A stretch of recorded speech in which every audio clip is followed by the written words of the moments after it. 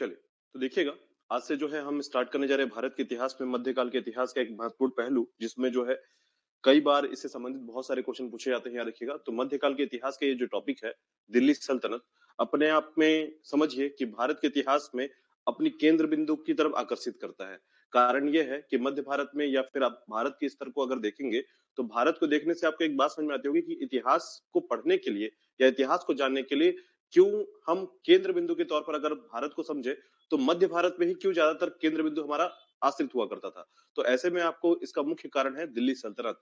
याद रखिएगा कि जब मध्य भारत का जो इतिहास लिखा जा रहा है या इतिहास जिसकी जानकारी हमें मिलती है, तो इसमें आप जितने भी आसपास के इतिहास को संजो कर जब केंद्र बिंदु उसमें ढूंढने का प्रयास करेंगे, तो आपको एक ही नाम मिलेगा, वो है मध्यकाल का इतिहास। और उसी के अंतर्गत जो है आपका आता है दिल्ली सल्तनत का काल। ठीक है, तो जैसे मोहम्मद गौरी की जैसे ही मृत्यु होती है, याद रखिएगा मोहम्मद गौरी तक की कहानी आप लोग सभी को पता होगा।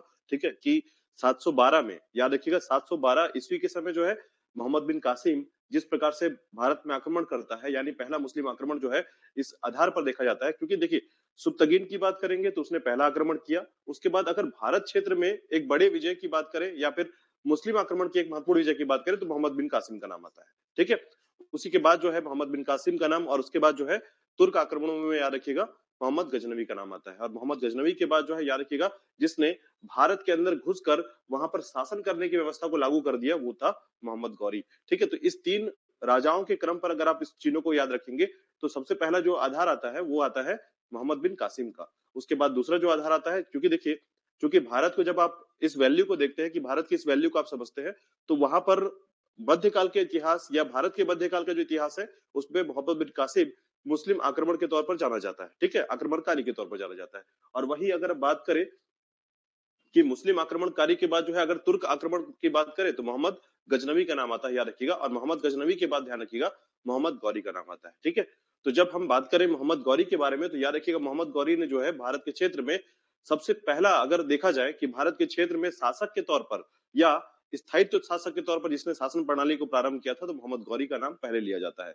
ठीक है, अब मोहम्मद गौरी ने अपने पूरे युद्ध के दौरान जो है याद रखिएगा भारत के अनेकों क्षेत्रों को जीता, और जीतने के साथ जो है उसने अपने जितने गुलाम थे उन सभी को भारत के क्षेत्र में जो है नियंत्रककारी के तौर पर जो है नियुक्त कर दिया। यानी नियंत्रणकारी कहने का मतलब है कि गवर्नर या फिर अन्य ऐसा पद जो कि भारत के इस क्षेत्र को क्या कर सकते थे, नियंत्रण कर सकते थे। ठीक है, ऐसे में जो है याद रखिएगा जब मोहम्मद गौरी की मृत्यु होती है, ठीक है, उस मृत्यु के बाद 1206 में जो है अब एक ऐसा समय आता है जहां पर इसका जो सबसे विश्वास पात्र गुलाम होता है, याद रखिएगा कुतुबुद्दीन ऐबक, इसने क्या किया था, भारत के क्षेत्र में जो है अब शासन व्यवस्था को मजबूती से प्रारंभ किया था। यानी मोहम्मद गौरी के द्वारा जीते हुए जितने भी क्षेत्र थे, उसमें भारत के क्षेत्र में जो क्षेत्र आया था, क्योंकि मैंने इससे पहले आपको बताया था कि इसके 4 गुलाम थे जो महत्वपूर्ण माने जाते हैं, याद रखिएगा। उस 4 गुलामों में सबसे महत्वपूर्ण या विश्वास पात्र गुलाम का नाम क्या है, कुतुबुद्दीन ऐबक है, ध्यान रखिएगा। अब कुतुबुद्दीन ऐबक ने क्या किया था, याद रखिएगा कि भारत के क्षेत्र में शासन व्यवस्था को लागू किया, और लागू करने के साथ ही साथ जो है इसने अपनी राजधानी लाहौर को बनाई थी। यानी लाहौर से ये शासन करता था। अब इसका कारण क्या था, कारण ये था, याद रखिएगा, जैसे अगर आप इसके अगर आप एक तरीके से इसको ऐसा समझ सकते हैं कि इतिहास में कई बार ऐसी घटनाएं हुई हैं जो भारत में आप जितने भी आक्रमण आक्रमण देखेंगे, ठीक है, उन आक्रमणों में सबसे महत्वपूर्ण जितने भी मार्ग नजर आते हैं, प्रशस्त होते हैं, वो सभी मार्ग कौन से थे, उत्तर पश्चिम का था। ठीक है, उत्तर पश्चिम यानी कि नॉर्थ वेस्ट का जो रास्ता है, याद रखिएगा, वही सबसे बड़ा आक्रमणकारी क्षेत्र रहा है हमारा, जो कि आज पाकिस्तान के क्षेत्र को हम कहते हैं जैसा। ठीक है, तो ऐसे में याद रखिएगा कि जब पाकिस्तान के क्षेत्र से जो भी आक्रमण हुआ है हमारा, ठीक है, या फिर प्राचीन काल में या मध्य काल में, तो सारे आक्रमण आपको उसी क्षेत्र से नजर आएंगे। ठीक है, अब उसी के मध्य जो है जो आपका कुतुबुद्दीन ऐबक है, याद रखिएगा, उसने अपना दिमाग लगाया और लाहौर के क्षेत्र में जाकर राजधानी प्रारंभ किया, और इस तरीके से जो है उसने सबसे पहले, याद रखिएगा, दिल्ली सल्तनत की अवस्था को जो है शुरुआत करते हुए इसकी गुलाम वंश की शुरुआत की। अब चूंकि इस बात को समझना होगा आपको कि यहाँ पर दिल्ली सल्तनत जो है कब से कब तक का रहा है, तो याद रखिएगा 1206 से 1526 तक। तो 1206 कब, तो याद रखिए मोहम्मद गौरी की मृत्यु के दौरान जब कुतुबुद्दीन ऐबक ने राजधानी लाहौर को बनाया, तो यहाँ से दिल्ली सल्तनत स्टार्ट हो जाता है। ठीक है, यानी आप ऐसा कह सकते हैं कि हाँ, कुतुबुद्दीन ऐबक ने जरूर लाहौर को राजधानी बनाया था, परंतु केंद्र का जो व्यवस्था था वो दिल्ली से ही था।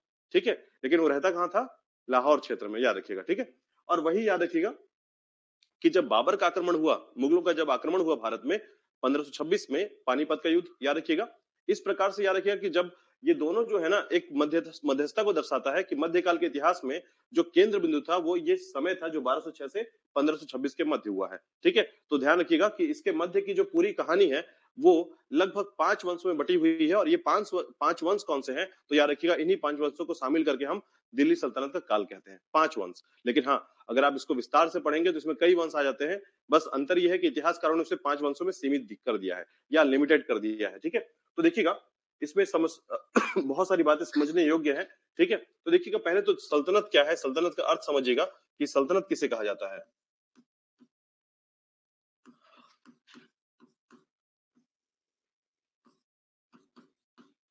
तो देखिएगा एक शब्द आता है सल्त, ठीक है, जो कि एक इस्लाम शब्द है, याद रखिएगा। सल्त एक इस्लाम शब्द है और इसका अर्थ होता है हुकूमत या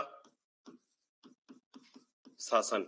ठीक है, सल्त एक शब्द है, याद रखिएगा, जिसका अर्थ क्या होता है, हुकूमत या शासन करना। लेकिन भारत के संबंध में यह जो शब्द लिया गया सल्तनत, याद रखिएगा, या सल्त, इसका मुख्य कार्य है, याद रखिएगा, राज्य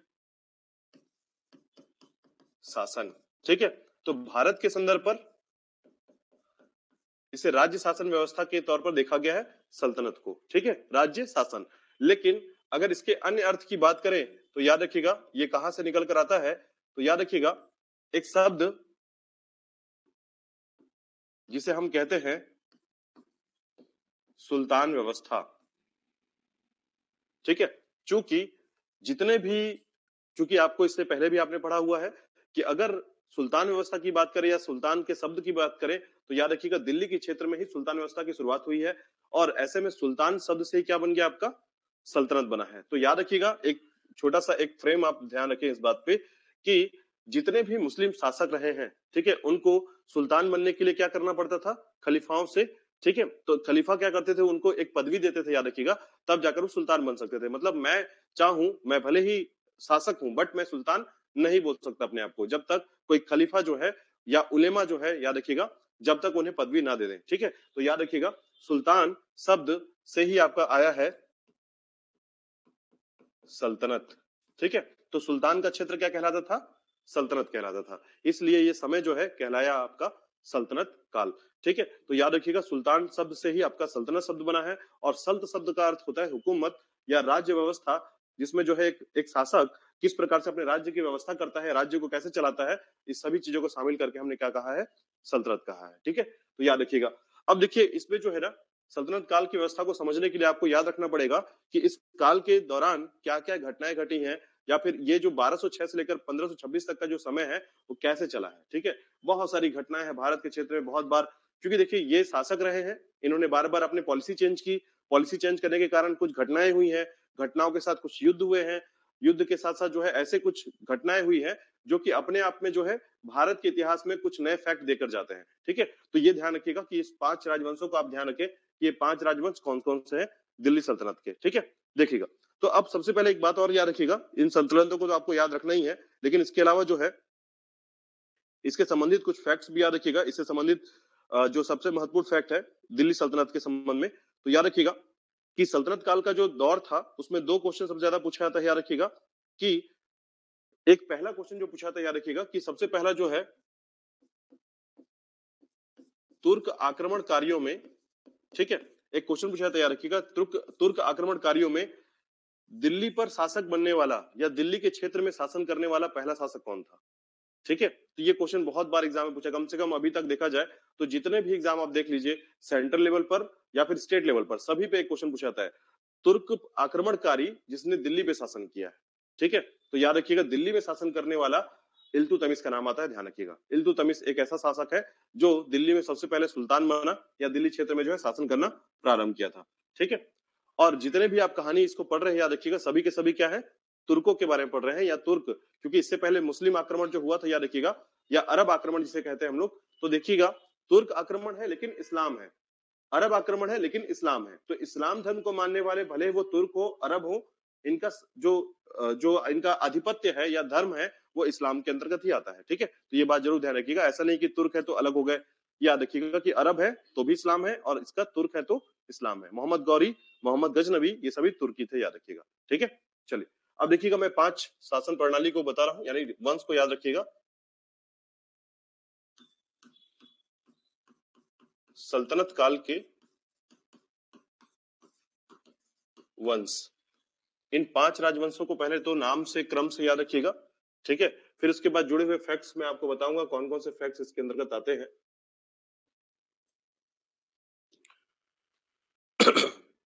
तो सबसे पहले याद रखिएगा,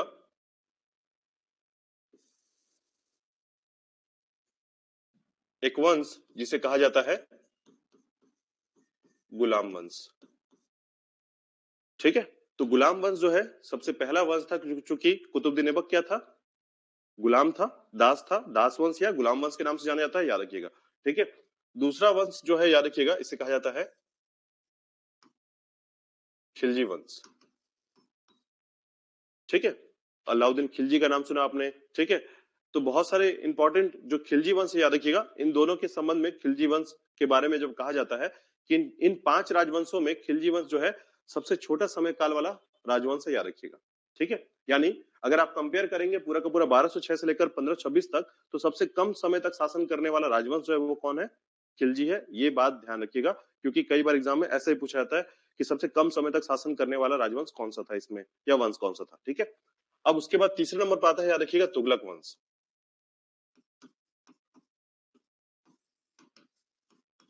ठीक है, तो सबसे ज्यादा समय तक शासन करने वाला वंश तुगलक वंश है, याद रखिएगा। यानी आप ये कह सकते हैं कि दिल्ली सल्तनत में सबसे ज्यादा समय तक शासन करने वाला राजवंश जो था वो तुगलक वंश था। ठीक है, इसके बाद आता है, याद रखिएगा, सैयद वंश।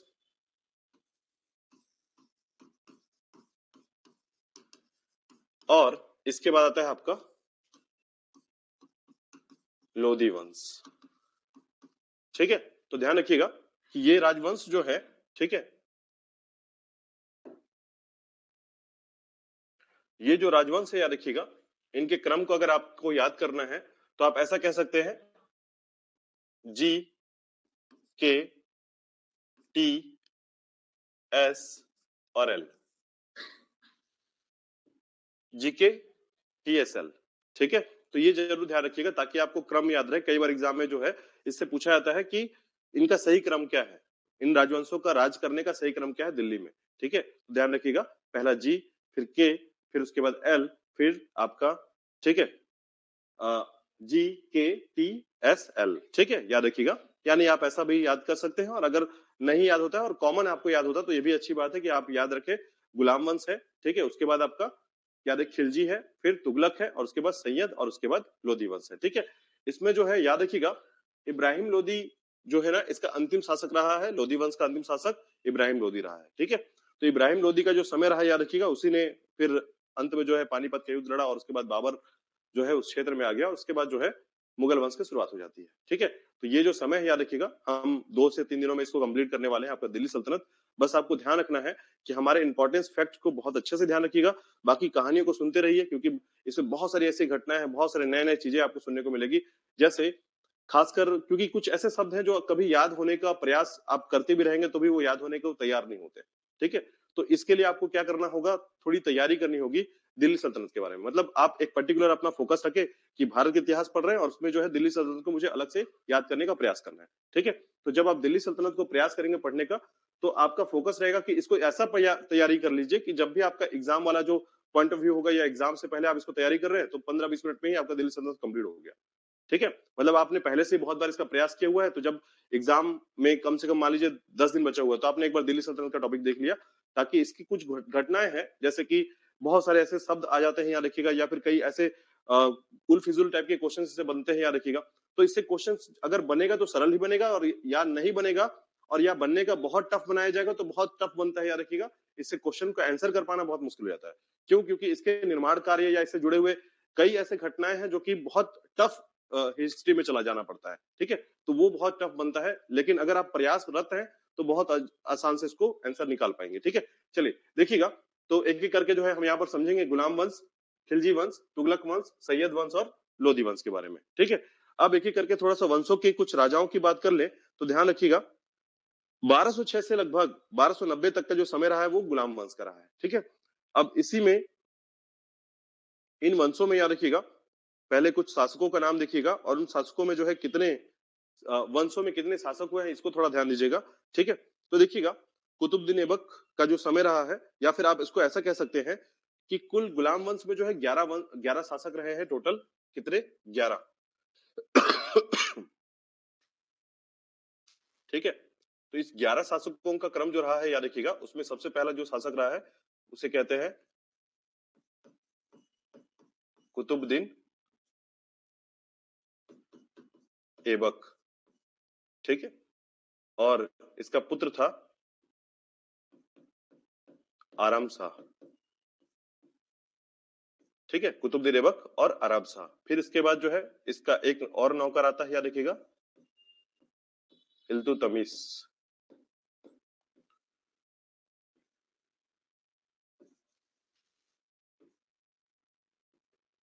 ठीक है, या देखिए कुतुबुद्दीन ऐबक, आराम शाह और इल्तुतमिश का समय रहा है।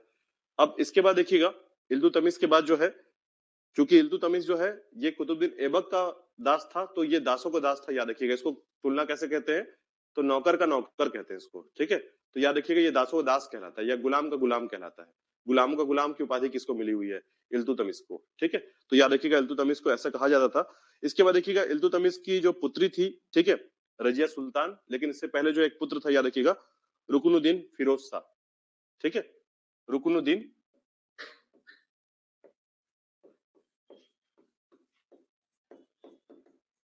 फिरोज शाह। इसके बाद रजिया सुल्तान। याद रखिएगा मध्यकाल में सबसे प्रारंभिक रूप से अगर किसी महिला सुल्तान की बात की जाती है तो रजिया सुल्तान का नाम सबसे पहले आता है, और कई बार एग्जाम में पूछा गया। याद रखिएगा कि मध्यकाल की पहली महिला सुल्तान या महिला शासिका कौन थी? ठीक है, तो रजिया सुल्तान का नाम याद रखिएगा। ठीक है, जो कि इल्तुतमिश की क्या थी? पुत्री थी। याद रखिएगा। इसके बाद देखिएगा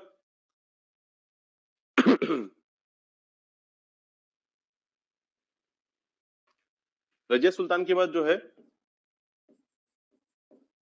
मुइजुद्दीन बहराम शाह। इसके बाद अलाउद्दीन बहराम शाह। ठीक है, तो याद रखिएगा मुइजुद्दीन बहराम शाह और अलाउद्दीन बहराम शाह जो है अलाउद्दीन मसूद शाह लिखिएगा, मसूद शाह।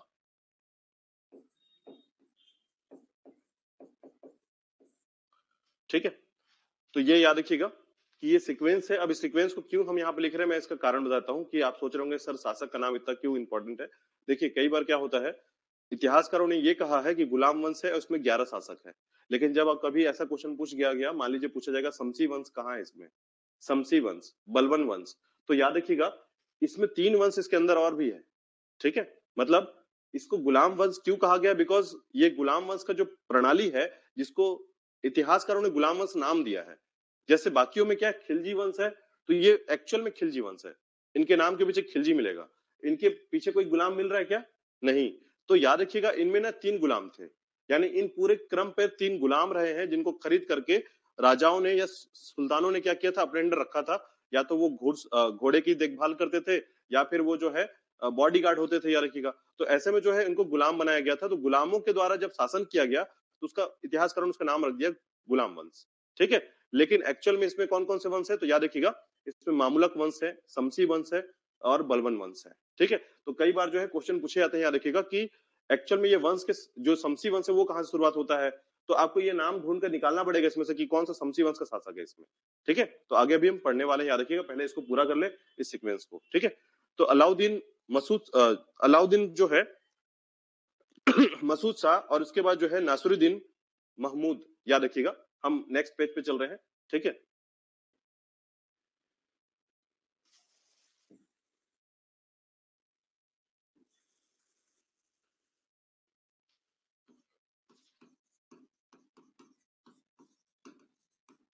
उसी के आगे जो है कंटिन्यू कर रहे हैं। याद रखिएगा अलाउद्दीन मसूद शाह के बाद। ठीक है, तो याद रखिएगा अलाउद्दीन मसूद शाह के बाद जो है नसरुद्दीन महमूद।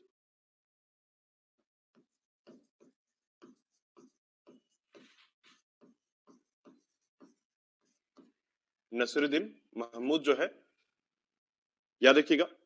इसके बाद देखिएगा यहां से एक नया वंश फिर से इसी में जुड़ता है, जो है आपका बलबन वंश। ठीक है, तो इसे बलबनी वंश कहते हैं। तो याद रखिएगा, जब हम अ, बात करते हैं, यहां तक अभी दो राजवंश जो है आ चुके हैं इसके अंदर। गुलाम वंश के अंदर अभी हमने दो राजवंश पढ़ा हुआ है, याद रखिएगा। ठीक है, अभी मैं इसको अलग करूंगा तो याद रखिएगा। लेकिन यहां से जो है गयासुद्दीन बलबन, गयासुद्दीन बलबन, ठीक है, यहां से फिर से एक नया राजवंश स्टार्ट हो जाता है इसमें, बलबन का।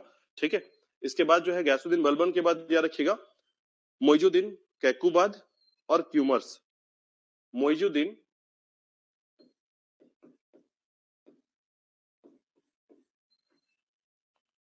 और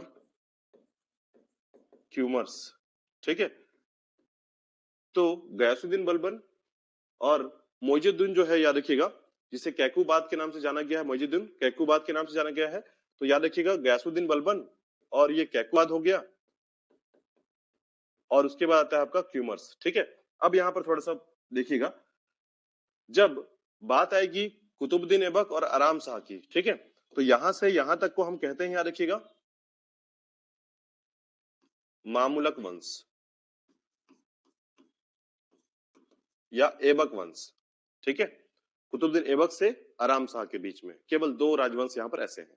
ठीक है, अब इल्तुतमिश आ जाता है, याद रखिएगा। तो इल्तुतमिश जो होता है वो कौन होता है, तो ये उसका नौकर है, कुतुबुद्दीन ऐबक का नौकर है, याद रखिएगा। ठीक है, तो ऐसे में याद रखिएगा माफ कीजिएगा, इल्तुतमिश का जो आधार है, याद रखिएगा, उसमें सबसे बात कई बार जो है ना, इसमें बहुत कुछ आता है। ठीक है, तो ऐसे में याद रखिएगा कुतुबुद्दीन ऐबक हो गया, इल्तुतमिश हो गया और बलबन हो गया।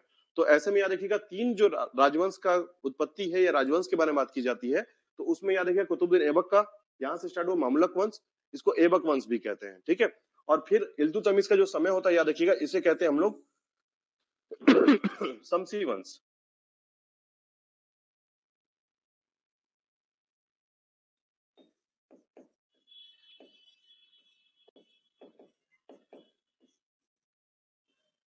ये पूरा क्या है, शमसी वंश आ गया। ठीक है, इवन आगे भी चलेंगे आप, ये भी आपका क्या है, यहां तक शमसी वंश का समय है। ठीक है, शमसी वंश से यहां तक। अब बात करेंगे यहां से यहां तक को, तो याद रखिएगा इसे कहते हैं बलबनी वंश।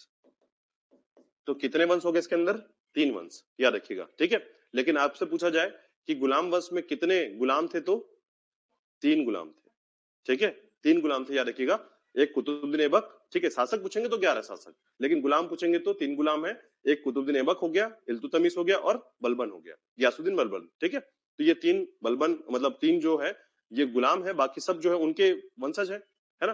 तो वंशजों को हम यहाँ पर गुलाम नहीं बोलते, याद रखिएगा। ठीक है, कुतुबुद्दीन ऐबक भी गुलाम की पत्र से जो है छूट गया था, याद रखिएगा। यानी उसके बारे में जब आप आगे पढ़ेंगे तो इसे भी गुलाम के पत्र से छोड़ दिया गया था। जब कोई जैसे मोहम्मद गौरी का जो भाई था, याद रखिएगा, उसने क्या किया था, इसे गुलाम पत्र से जो है मुक्ति दे दी थी, एक पत्र घोषित करवा के सुल्तान की पदवी दे दी थी। लेकिन फिर भी इसने सुल्तान का पद नहीं लिया था, याद रखिएगा। हमेशा सिपा सलाहकार या सिपा सलार जो है इस नाम से अपना पद धारण किया था इसने, कभी भी सुल्तान अपने आप को नहीं कहा। इल्तुतमिश ने अपने आपको सुल्तान कहा था, याद रखिएगा। तब से सल्तनत जो है ये सल्तनत चलने लगा, दिल्ली के सल्तनत इसलिए कहते हैं, वरना लाहौर के क्षेत्र से इसकी शुरुआत नहीं मानी जाती है। ठीक है, तो दिल्ली का सल्तनत इसीलिए कहते हैं क्योंकि इल्तुतमिश ने सुल्तान की पदवी ले ली थी, लेकिन कुतुबुद्दीन ऐबक ने कभी भी सुल्तान की पदवी नहीं ली थी, ये भी ध्यान रखिएगा। ठीक है, तो ये क्लियर हुआ आपका बात। तो याद रखिएगा गुलाम वंश में 11 शासक हैं और तीन दास हैं इसमें। ठीक है, और एक महिला है, वो ध्यान रखिएगा, इसमें एक महिला भी है जिसका नाम क्या है, रजिया सुल्तान। ठीक है, चलिए खिलजी की बात करते हैं। तो याद रखिए क्यूमर्स के बाद जो है खिलजी वंश आता है, और खिलजी वंश में याद रखिएगा 5 शासक रहे हैं। ठीक है, और जैसे कि मैंने बताया ये समय बहुत छोटा रहा है इनका, बहुत कम समय के लिए जो है शासन किए इन्होंने। तो अगर आप इसे कंपेयर करेंगे तो 1200 लगभग 90 के आसपास, ठीक है, 1290 से लेकर 1320 के आसपास का जो टाइम रहा है इनका, रहा है खिलजी वंश का। टोटल शासकों की संख्या इसमें 5 रही है।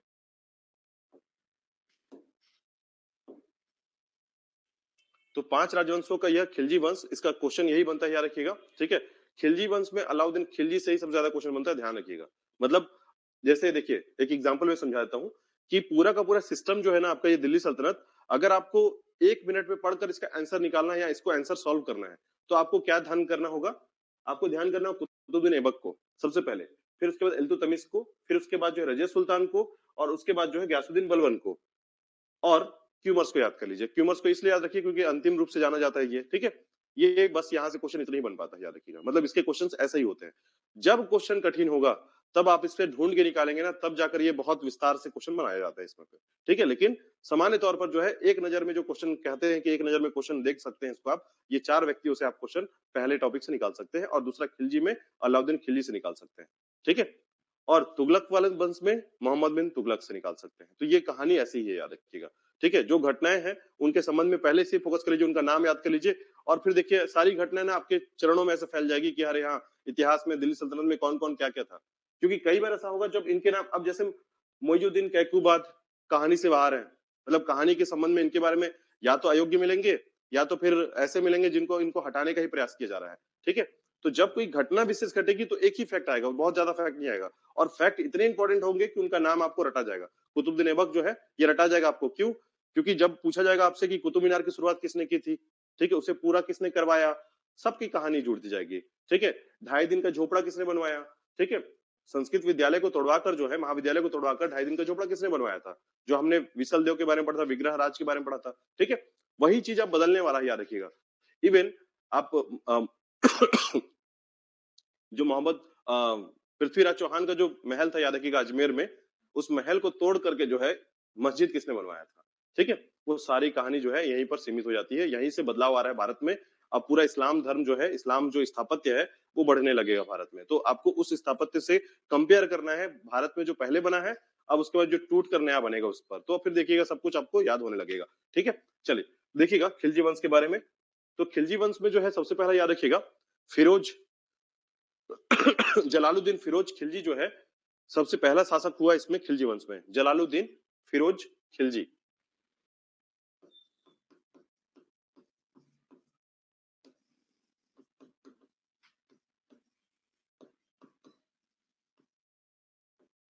ठीक है, और इसमें बहुत ज्यादा कंफ्यूजन नहीं होगा, इसमें जलालुद्दीन के बारे में 2 घटनाएं आपको जल्दी से याद आ जाएगा, ठीक है।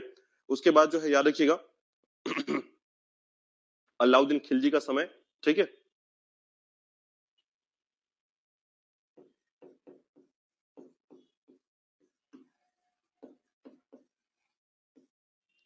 अलाउद्दीन खिलजी।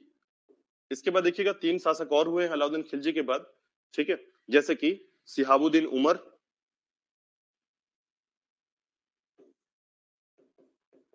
सिहाबुद्दीन उमर। इसके बाद नेक्स्ट जो शासक है याद रखिएगा सिहाबुद्दीन उमर के बाद जो है वो कहलाता है कुतुबुद्दीन मुबारक शाह खिलजी। कुतुबुद्दीन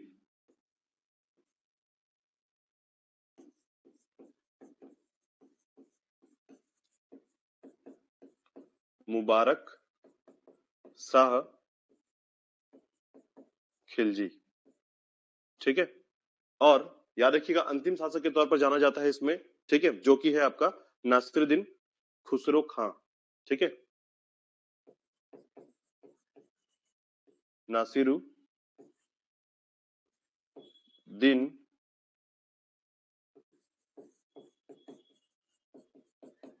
खुसरो खां, याद रखिएगा। तो इनका जो टाइमलाइन है याद रखिएगा, किस टाइमलाइन में ये लाइफ को जिए या फिर इनका शासन व्यवस्था रहा है, तो याद रखिएगा 1290 से स्टार्ट होकर जो है 1320 तक जो है इनका शासनकाल चला है, ठीक है। उसके बाद 1320 से जो है आपका तुगलक वंश आ गया है। तो याद रखिएगा कि 1290 से 1320 तक का टाइम अगर आप देखेंगे तो कितने साल का टाइम दिखता है आपको, तो याद रखिएगा 1290 1320 5 शासक, ठीक है। तो फिर भी आप इसको एडवांटेज में देख सकते हैं, याद रखिएगा कि 5 शासकों ने जो है दिल्ली में शासन किया, भारत के मजबूत तरीके से इस पर शासन कर लिया, ठीक है।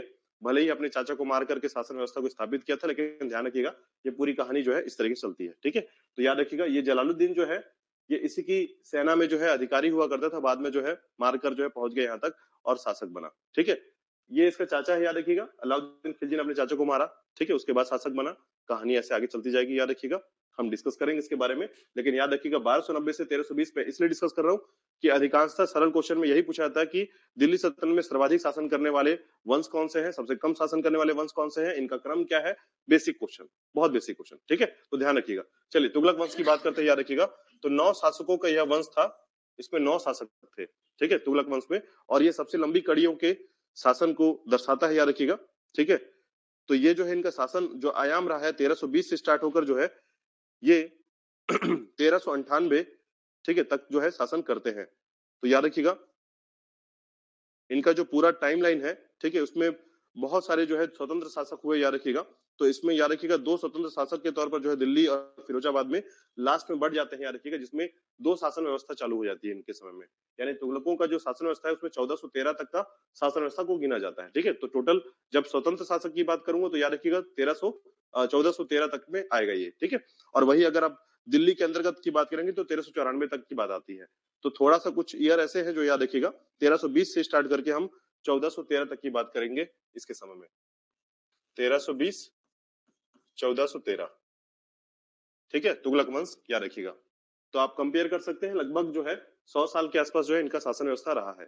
ठीक, अगर वही हम बात करें गुलाम वंश के बारे में तो याद रखिएगा 1206 से लेकर 1290 तक का समय रहा है। ठीक है, ये जो टाइम है याद रखिएगा 1206 से 1290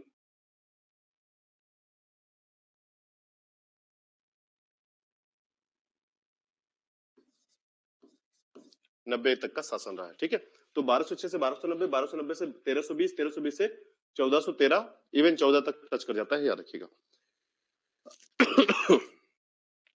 ठीक है, अब देखिए तुगलक में जो है गयासुद्दीन तुगलक जो है सबसे महत्वपूर्ण शासक रहा है इसमें शुरुआती समय, गयासुद्दीन तुगलक। ठीक है, नाम याद रखिएगा।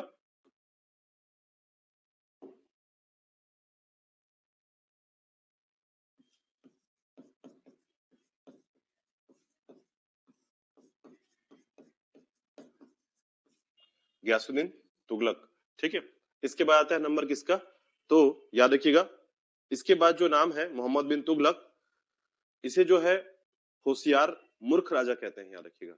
मतलब होशियार है ये, लेकिन प्रॉब्लम क्या है, इसकी होशियारी जो है ना एट ए टाइम काम नहीं करती है, याद रखिएगा।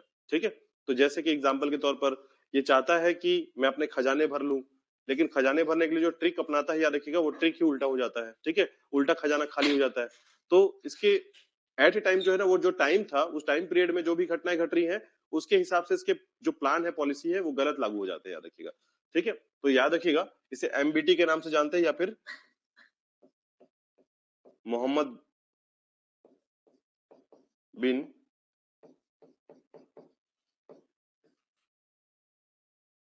तुगलक। ठीक है, मोहम्मद बिन तुगलक, याद रखिएगा। इसके बाद देखिएगा मोहम्मद बिन तुगलक के बाद जो है फिरोज शाह तुगलक, फिरोज शाह तुगलक, और इसके बाद याद रखिएगा गयासुद्दीन तुगलक।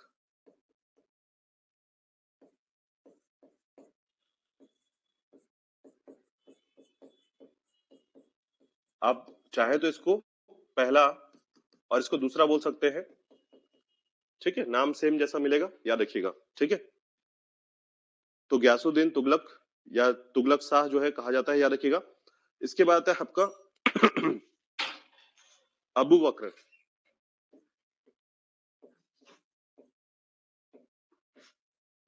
अबू बकर शाह, ठीक है, अबू बकर शाह, और उसके बाद याद रखिएगा मोहम्मद शाह तृतीय।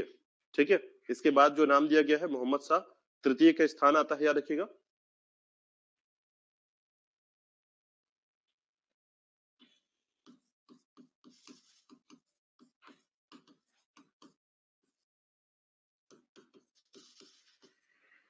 मोहम्मद शाह तृतीय। ठीक है, इसके बाद अबू बकर के बाद मोहम्मद शाह तृतीय, याद रखिएगा, और उसके बाद अलाउद्दीन सिकंदर।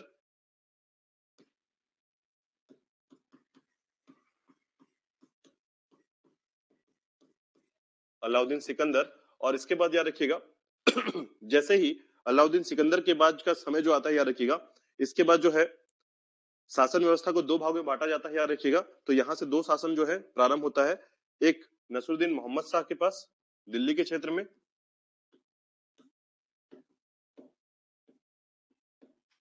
और एक आपका फिरोजाबाद।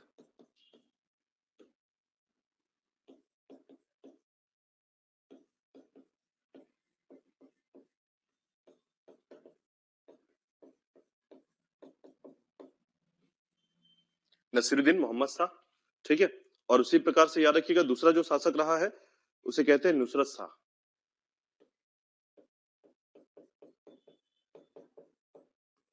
ठीक है, तो ये दो शासन प्रणाली जो रहा है यहाँ से बढ़ गया था। और उसके बाद अंततः जो है सैयद वंश जो है आया था, याद रखिएगा। ठीक है,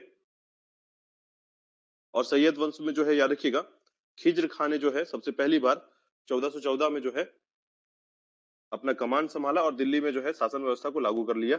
ठीक है, तो सैयद वंश में याद रखिएगा सैयद वंश का जो समय रहा है उसमें इनका जो टाइमिंग रहा याद रखिएगा 1414 से जो है आपका 1451 तक का समय माना जाता है।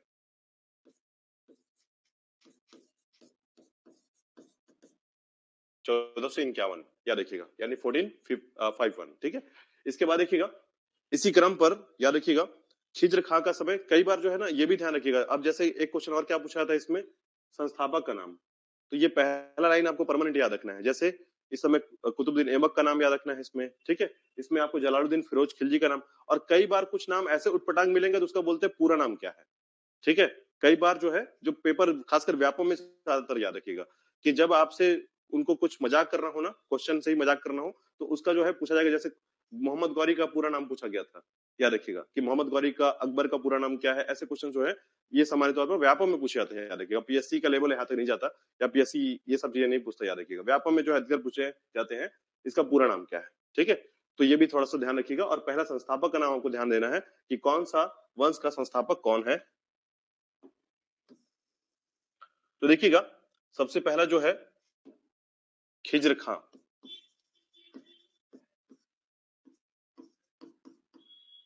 खिज्र खां जो है सैयद वंश का संस्थापक है, याद रखिएगा।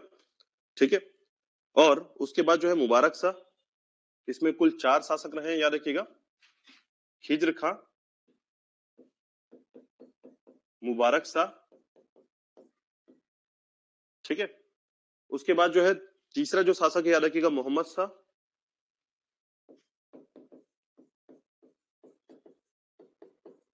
और चौथा शासक याद रखिएगा जिसमें अलाउद्दीन, ठीक है, अलाउद्दीन आलम शाह का नाम आता है।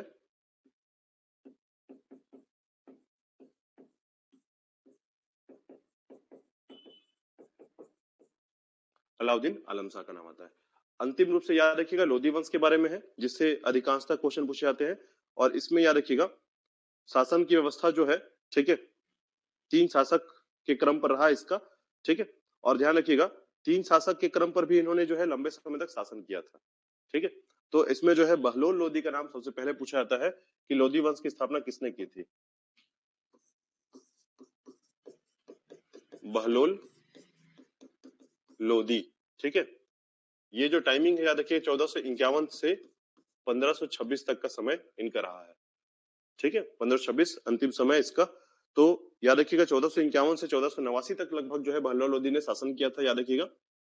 इसके अलावा याद रखिएगा कि इसमें जो है सिकंदर लोधी और इब्राहिम लोधी, तीनों नाम बहुत इंपॉर्टेंट है, याद रखिएगा। लोधी साम्राज्य के तीनों नाम, बहलोल लोधी, सिकंदर लोधी और इब्राहिम लोधी, तीनों के समय की घटना को याद रखना पड़ेगा। 3 शासक हैं इसमें। ठीक है,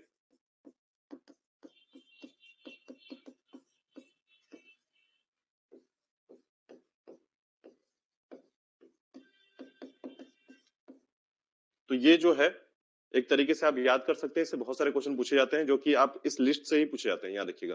तो पहला मैंने बताया कि इस पूरे क्रम पर जो है आपको क्या क्या याद करना है और कैसे याद करना है। ठीक है, तो 4-5 क्वेश्चन जो मैंने आपको बताया हुआ है उसके लिए आप ध्यान देंगे कि पहला क्वेश्चन जो है गुलाम वंश से होगा। गुलाम वंश से जुड़े हुए 3-4 क्वेश्चन मैंने आपको बताया। ठीक है, दूसरा क्वेश्चन इस लिस्ट से बताया था मैंने कि संस्थापकों का नाम याद कर लीजिएगा। दूसरा क्वेश्चन इस तरीके से बनेगा। और तीसरा क्वेश्चन पर ध्यान दीजिएगा कि आपको अधिकांश क्वेश्चन जो है ना युद्ध के संबंध में मिलेंगे। तो जो जो युद्ध होगा या जो घटनाएं घटेंगी, जैसे कि जब कभी राजा के बारे में पूछा जाएगा ना, कौन से सुल्तान ने ऐसा किया, उसका मतलब है कि उसके समय के टाइमलाइन को पूछा जा रहा है। उस समय जो है किसने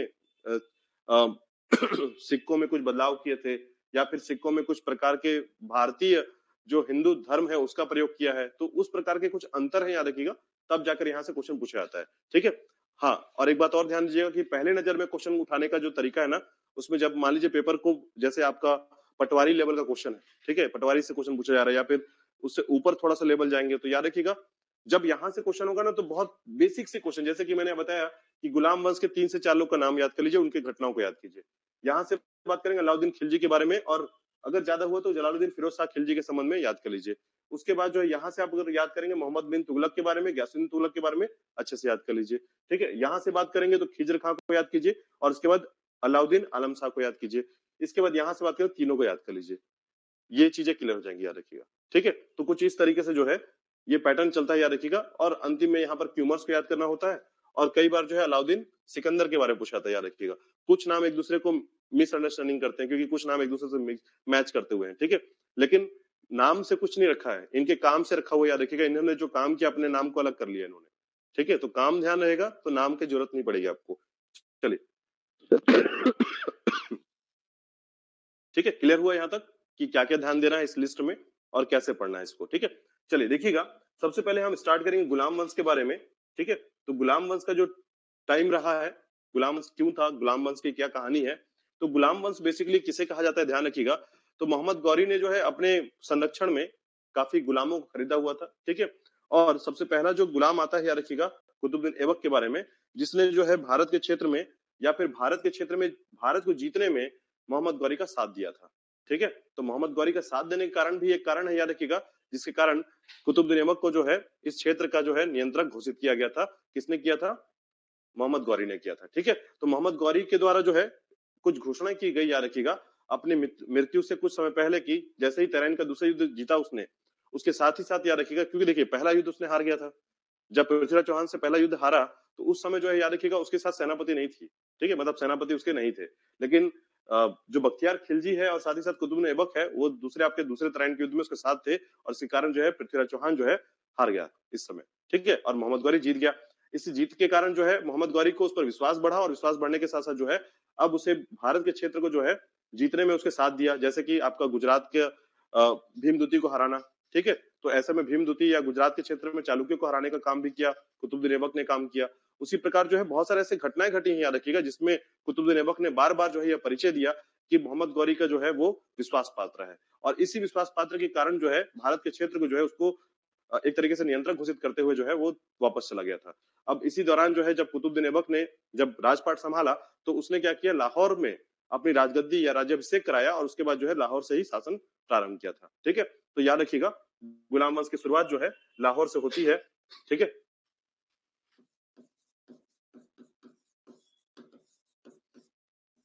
गुलाम वंश 1206 से 1290। ठीक है, 1206 से 1290, लगभग ऐसा कह सकते हैं 84 साल जो है इसने शासन किया है इस वंश ने। ठीक है, 3 वंश शामिल थे इसमें, कौन कौन से, मामुलक वंश, शमसी वंश और बलबन वंश, याद रखिएगा। ठीक है, क्यों याद करना है, क्योंकि कई बार जो है ना क्वेश्चन पूछा जाता है, याद रखिएगा, कि मामुलक वंश के निम्न में से कौन कौन शासक रहे हैं। ठीक है, तो दो ही व्यक्ति है, कुतुबुद्दीन ऐबक, आराम शाह। ठीक है, शमसी वंश में याद रखिएगा इल्तुतमिश को, रजिया सुल्तान को ज्यादातर पूछा जाता है, और वही बलबनी में गयासुद्दीन बलबन को पूछा जाता है। ठीक है, तो इतना एकदम अरेंज्ड पढ़ेंगे, सिस्टमेटिक पढ़ेंगे, चीजें याद रहेंगी। बीच में कचपच हो जाएगा तो कुछ याद नहीं रहेगा, इतिहास जो है ना पूरा मिक्स्ड हो जाएगा, याद रखिएगा। ठीक है, तो ध्यान रखिएगा, गुलाम वंश की शुरुआत जो है 1206 से जैसे ही मोहम्मद गौरी की मृत्यु होती है तब से प्रारंभ होता है। ठीक है, अब इसी संबंध में देखिएगा इनके बारे में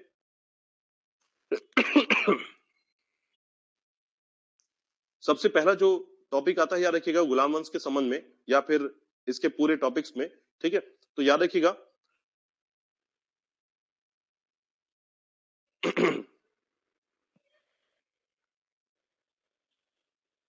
सबसे पहले देखिएगा दास वंश या मामुलक वंश क्यों कहा गया है, तो ध्यान रखिएगा, मामुलक वंश या दास वंश के नाम से जाना गया या गुलाम वंश से जाना गया है। ठीक है, तो हम इसके पृष्ठभूमि को थोड़ा सा देखते हैं।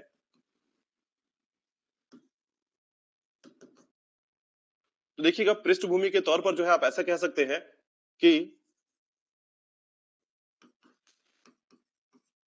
मोहम्मद गौरी के दास या गुलाम होने के कारण तथा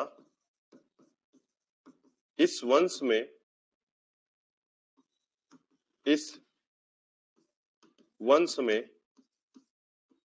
3 अलग अलग गुलाम शासक होने के कारण इस वंश को गुलाम वंश कहा गया है।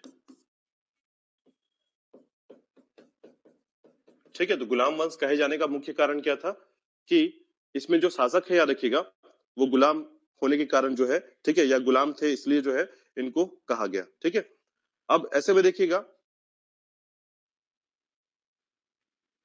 बेसिकली जैसे मामूलक भी आपने सुना होगा, मामूलक वंश, जैसा कि मैंने बताया मामूलक वंश क्या होता है ना।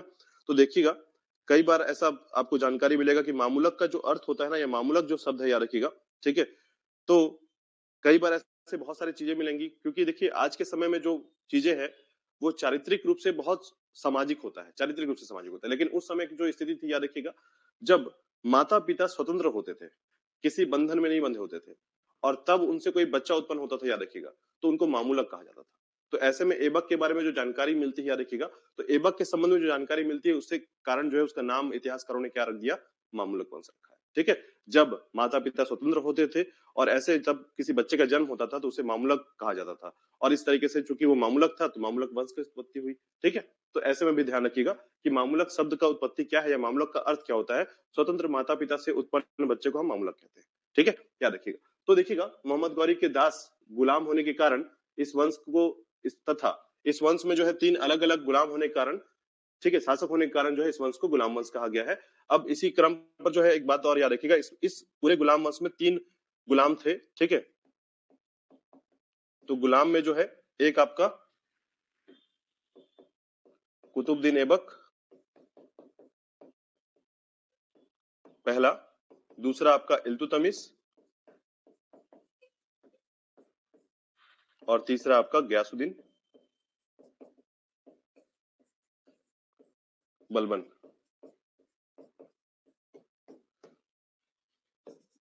ये था मामूलक,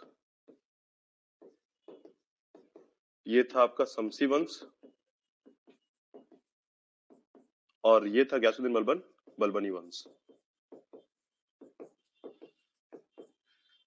ठीक है, तो याद रखिएगा ये 3 गुलाम थे जिस कारण इस पूरे वंश को ही गुलाम वंश कहा गया। अब देखिएगा शुरुआत करते हैं कुतुबुद्दीन ऐबक से, इसकी कहानियों के बारे में या इसकी उपाधियों के बारे में भी बात करेंगे। ठीक है, इसकी राजधानी कहाँ रही है, लाहौर। लाहौर मेनली आपको इसको याद रखना है कि सबसे पहला जो राजधानी रहा है लाहौर रहा है। ठीक है, दिल्ली को केंद्र बनाया गया है, ना कि उसमें शासन व्यवस्था नहीं चल रही है। ठीक है, मतलब एक बिंदु जो रखा जाता है, याद रखिएगा कि चूंकि कन्नौज वाला जो हिस्सा था, दिल्ली वाला जो हिस्सा था, पृथ्वीराज चौहान से जीता गया था। ठीक है, तो कन्नौज गढ़वाल से जीता गया था। तो इस प्रकार से जो है पूरा उत्तर भारत का जो क्षेत्र था वो धीरे धीरे जो है मोहम्मद गौरी के कब्जे में था। लेकिन अचानक से मोहम्मद गौरी की हत्या हो जाती है, और हत्या के बाद जो है अब ये जो क्षेत्र है पहले से ही डिसाइड कर दिया गया था कि इस क्षेत्र में जो है आपका कौन रहेगा, कुतुबुद्दीन ऐबक रहेगा। देन उसके बाद जो है कुतुबुद्दीन ऐबक ने प्लान किया कि मैं अगर दिल्ली से शासन करूंगा तो जो उधर से आक्रमण होगा वो कौन संभालेगा फिर से। ठीक है, क्योंकि कई घटनाएं जो है ना क्योंकि आपको बता दूं कि जब कुतुबुद्दीन ऐबक को जब ये क्षेत्र मिला ना, तो ऐसा नहीं कि जैसे एग्जाम्पल के तौर पर समझाता हूं, देखिएगा मोहम्मद गौरी के बहुत सारे गुलाम थे, एक से अधिक गुलाम थे। आप कुतुबुद्दीन ऐबक को विशेष प्रकार से तवज्जो दे रहे हैं, और वो व्यक्ति जो बाकी अन्य गुलाम है उनको तवज्जो थोड़ा कम मिल रहा है। तो वो जैसे मोहम्मद गौरी की मृत्यु होगी तो फिर क्या होगा, एक लड़ाई इनके मध्य होगी। और वही चीज को रोकने के लिए कि भारत के क्षेत्र को बचाने के लिए उसने बार बार प्रयास करते हुए जो है लाहौर में जाके बैठ गया। ठीक है, कि मैं उधर को संभाल लूंगा, इधर तो अपना चलता ही रहेगा, क्योंकि भारत में अब ऐसा कोई शासक ही नहीं बचा जो अब इनसे लड़ेगा। भारत में अब इस समय जो है कोई शासक नहीं, पृथ्वीराज चौहान मर चुके हैं। ठीक है, गढ़वाल शासन समाप्त हो गया है, गुजरात के चालुक्य समाप्त हो गए हैं, तो यहाँ बचा कौन, कुछ नहीं बचा यहाँ पर। ऐसे में अचानक से कोई राजवंश उठ कर निकलेगा तो तुरंत दबा दिया जाएगा। लेकिन कौन, बाहर के लोग बचे हुए हैं कि ये खाली जगह है, अभी मुझे उधर से बचाना पड़ेगा कि भारत के क्षेत्र में अगर कोई और आ जाता है तो उससे लड़ने के लिए फिर अभी स्थिति मजबूत नहीं हो पाएगी। ऐसे में लाहौर में जाके बैठने से क्या हुआ, अपने मार्ग पर ही एक बैठ लिया। ठीक है, अफगानिस्तान के हिंदू शाही वंश के बारे में आपने पढ़ा, इन लोगों ने 150 साल तक जो है आक्रमण को रोका था भारत के क्षेत्र में। अगर वो नहीं होते तो 150 साल पहले सब कुछ हो चुका होता। ठीक है, तो उस सावधानियों को देखते हुए जो है इसने दिमाग लगाया, क्योंकि मैं भी आया तो इसी रास्ते से था, तो ऐसे ने जो है क्या कर दिया, लाहौर को चुना और लाहौर से राजधानी स्थापित कर दिया। ठीक है, बातें समझ में आ गई आप लोग को। चलिए अब देखिएगा गुलाम वंश में जो है कुतुबुद्दीन ऐबक की बात करते हैं।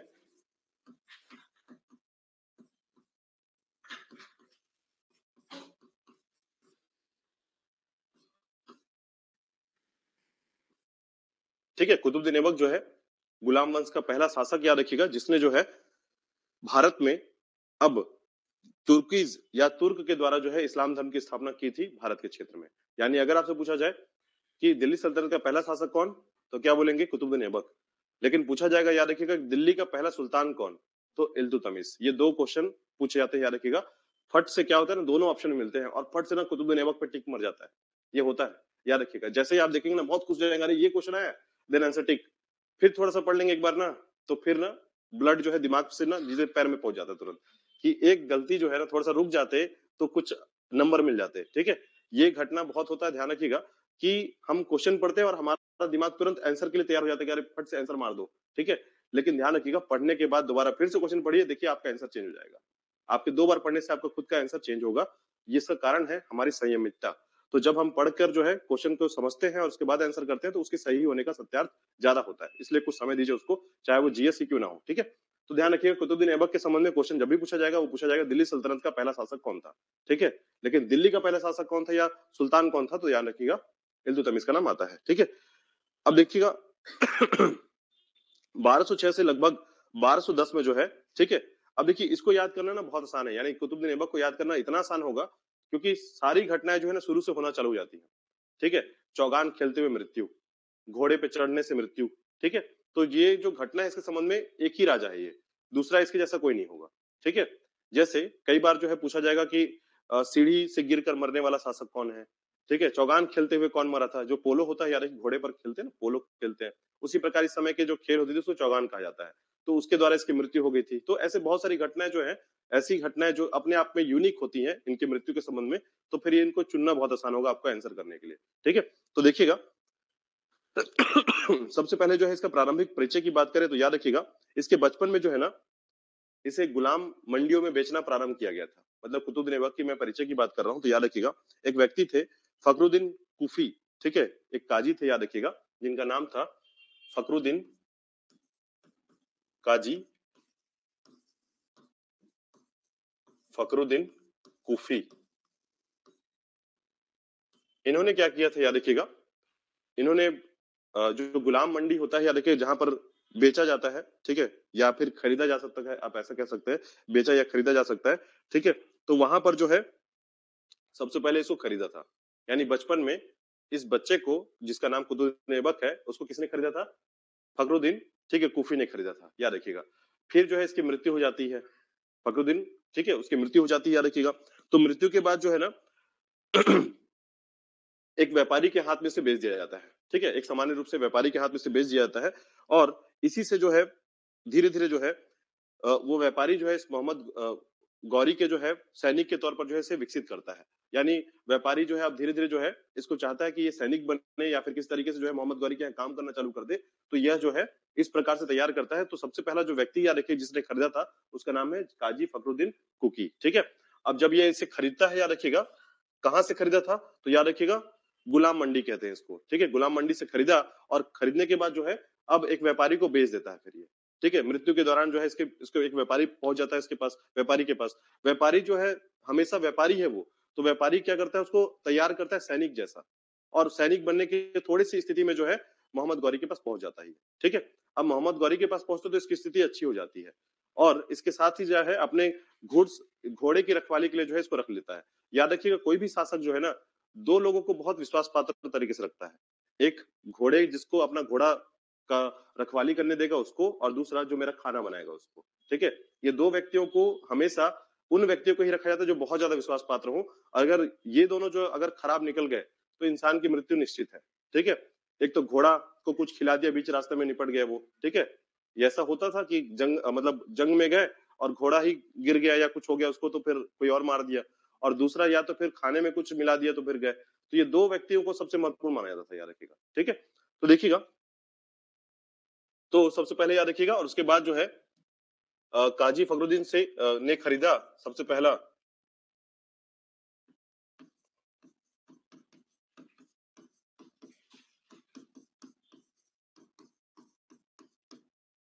ठीक है, तो इसका बचपन जो है ऐसा रहा है, याद रखिएगा, बचपन का दृष्टिकोण जिसमें सबसे पहली बार जो है इसे बचपन में ही बेच दिया गया था। ठीक है, और बेचने के बाद जो है इसे फखरुद्दीन ने खरीद लिया था, काजी था। इसके बाद जो है व्यापारी के हाथों में बेच दिया गया। व्यापारी से किसने खरीद लिया? मोहम्मद गौरी ने खरीद लिया। ठीक है, जब मोहम्मद गौरी ने खरीदा तो याद रखिएगा इसे धीरे से फिर तैयार किया गया, याद रखिएगा सैनिक के रूप में। ठीक है, इसको यहीं से आप व्यापार को मैं नहीं लिख रहा हूं, याद रखिएगा। काजी से फिर व्यापारी ने खरीदा था, व्यापारी से फिर किसने खरीदा था? मोहम्मद गौरी ने खरीदा था, याद रखिएगा। ठीक है, तो मोहम्मद गौरी के पास पहुंचने के बाद जो है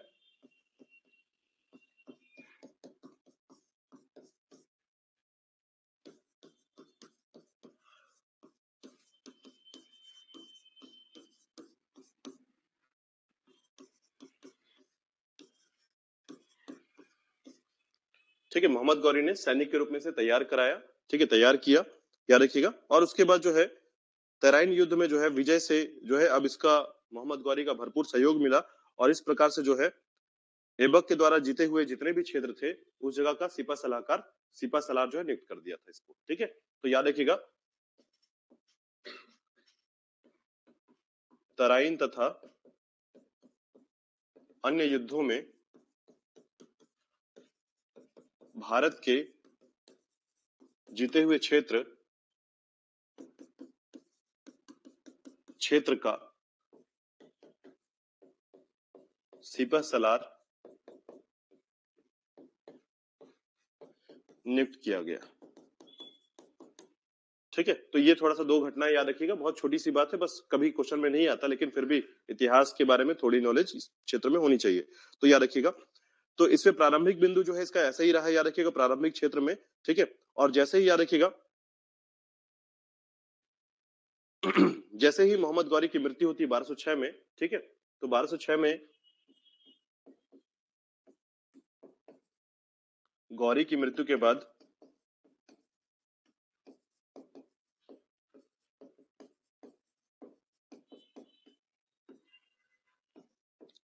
तुर्क अमीर सरदारों ने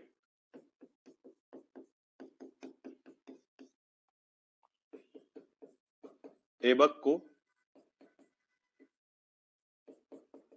शासक घोषित कर दिया। ठीक है, तो गौरी की मृत्यु के बाद जैसे ही 1206 में गौरी की मृत्यु होती है, याद रखिएगा, उसके बाद जो है अमीर सरदारों ने कुतुबुद्दीन ऐबक को जो है अपना शासक घोषित कर दिया, याद रखिएगा। और इस प्रकार से दिल्ली सल्तनत का प्रथम शासक कौन बना? कुतुबुद्दीन ऐबक बना। ठीक है, और याद रखिएगा शासक बनने से पहले जो है ऐबक गौरी का क्या था? दास था, गुलाम था। ठीक है, और साथ ही साथ याद रखिएगा कि तुर्की राज्य की स्थापना का श्रेय कुतुबुद्दीन ऐबक को दिया जाता है। तो अगर मान लीजिए पूछा जाएगा कि भारत में तुर्की साम्राज्य की स्थापना किसने की थी, तो कुतुबुद्दीन ऐबक ने की थी, याद रखिएगा। वास्तविक संस्थापक हिंदू तभी इसको कहा जाता है तुर्क का। ठीक है, ये दोनों बात फिर से अलग से क्वेश्चन में है, याद रखिएगा। यानी भारत में तुर्क संस्थापक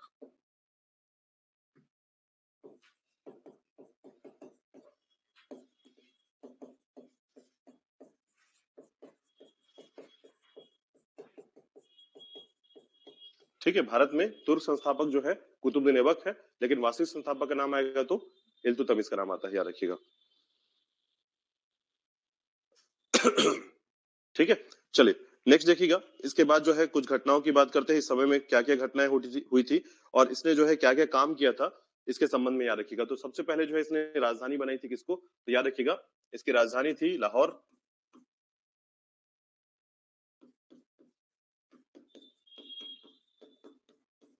राजधानी है लाहौर, याद रखिएगा। इसने सबसे पहले राजधानी बनाया, जैसे ही यहाँ पर तुर्क सरदार बना, याद रखिएगा, शासक बना, तो इसने राजधानी लाहौर को चुना और लाहौर से जो है ये शासन करना प्रारंभ किया था। तो कई बार एग्जाम पूछा था, याद रखिएगा, कि गुलाम वंश का पहला राजधानी कहाँ था? ठीक है, तो लाहौर था। किसी के दिमाग में नहीं जा पाता, याद रखिए, हर कोई दिल्ली मार देता है, अगर वो ठीक से याद ना हो तो कई बार जो है ऐसे ऑप्शन में गलतियां होती हैं, याद रखिएगा। ठीक है, तो ध्यान रखिएगा। इसके बाद देखिएगा इसकी उपाधियां। ठीक है, इसने कौन कौन सी उपाधि धारण की थी, याद रखिएगा। तो देखिएगा इसकी उपाधियों में सबसे पहला जो उपाधि था, याद रखिएगा, सीपा सलार का उपाधि था। इसने सब कभी भी सुल्तान की उपाधि धारण नहीं की थी, ये ध्यान रखिएगा। ठीक है,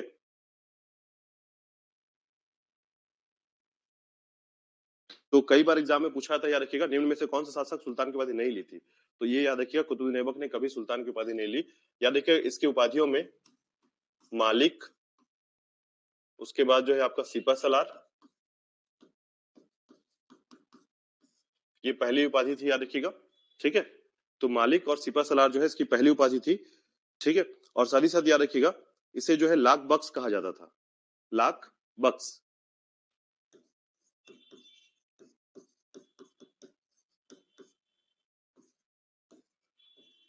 तो लाख बक्स का मतलब होता है लाखों का दान देने वाला, ध्यान रखिएगा। ठीक है, तो लाखों का दान देने वाले को जो है या दानशील व्यक्ति होने के कारण जो है इसे लाख बक्स कहा गया, लाखों का दान करने वाला। और इसके अलावा जो है एक व्यक्ति है, याद रखिएगा, जिनका नाम है मिनहाज उल सिराज। ठीक है, मिनहाज उल सिराज। तो याद रखिएगा मिनहाज उल सिराज ने जो है इसको हातिम दूती कहा है। हातिम ताई सुना है आप लोगों ने? ठीक है, तो इसे हातिम दूती भी कहा गया है। हातिम द्वितीय किसने कहा है? मिनहाज उल सिराज, याद रखिएगा, इतिहासकार है। ठीक है, मिनहाज उल सिराज, याद रखिएगा। इसके बाद जो है इसे कुरान खान भी कहा जाता है। ठीक है, कुरान खान कहा जाता है, इसकी आवाज बहुत मधुर थी। ठीक है, कुरान का पाठ करता था, याद रखिएगा, और मधुर आवाज के कारण जो है इसे कुरान खान कहा गया। ठीक है, यानी कुरान को बहुत अच्छे से पढ़ने के कारण जो है इसे कुरान खान कहा गया। उसी के साथ याद रखिएगा तो ऐबक का अर्थ समझते हैं आप लोग? ऐबक क्या होता है? कुतुबुद्दीन ऐबक कह रहे हैं इसको। ठीक है, तो कुतुबुद्दीन तो बहुत कॉमन बात है, नाम है। ऐबक क्यों कहा जाता था इसको, जबकि तो गुलाम था? इसका टाइटल कहां से आ गया? ठीक है, तो याद रखिएगा इसके गुणों के कारण इसको ऐबक कहा गया है। ऐबक का मतलब होता है चंद्रमुखी, यानी सुंदर। ठीक है, लेकिन एकदम ही सुंदर नहीं था ये, याद रखिएगा, सुंदर बिल्कुल नहीं था, लेकिन इसके गुणों के कारण इसको ऐबक कहा जाता था। ठीक है, तो ये जरूर याद रखिएगा, ऐबक का अर्थ होता है चंद्रमुखी, गुणों के कारण इसे ऐबक कहा गया।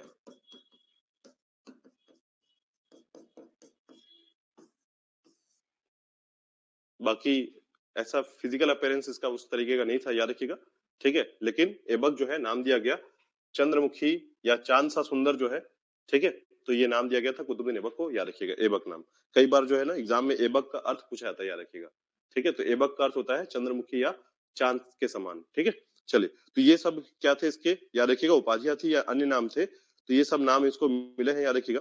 ठीक है, अब इसी के साथ देखिएगा इसके कुछ घटनाओं की बात करेंगे। ठीक है, तो सबसे पहले जो है दो घटनाएं घटी थी, याद रखिएगा। इसके सम्मुख जो चुनौती आई थी या समाधान जो इसने किया था, ठीक है, कौन से वाले समय में? राज्यारोहण के समय। ठीक है, राज्यारोहण जब इसका लाहौर में हो रहा था, राज्यारोहण चुनौतियां। चुनौतियों का मतलब यहाँ पर यह है, याद रखिएगा, कि इस समय जब कुतुबुद्दीन ऐबक जो है राज्यारोहण हो रहा था, उस समय कौन कौन सी चुनौती का सामना इसने करना पड़ा था या घटना कौन कौन सी घटी थी। ठीक है, तो याद रखिएगा सबसे पहले जो है